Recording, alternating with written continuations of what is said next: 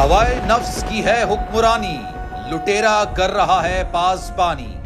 बोल न्यूज के marketing head आकाश राम ताहाल लापता, तफ्तीशी इदारे जवाब देने से कासिर। अहले खाना परेशान, बेटे की जुदाई में मां गम से निढाल। जो बच्चो हिंदू हुआ पर आए थे जो आहे न पाकिस्तानी, मूंखे महिरबानी करे पंहिंजो आकाश वापस कयो।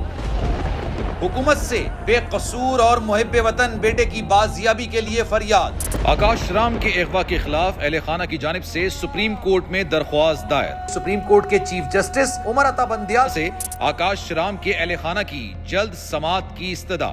मुश्किल की इस घड़ी में आलमी मीडिया ने भी उठाई आवाज।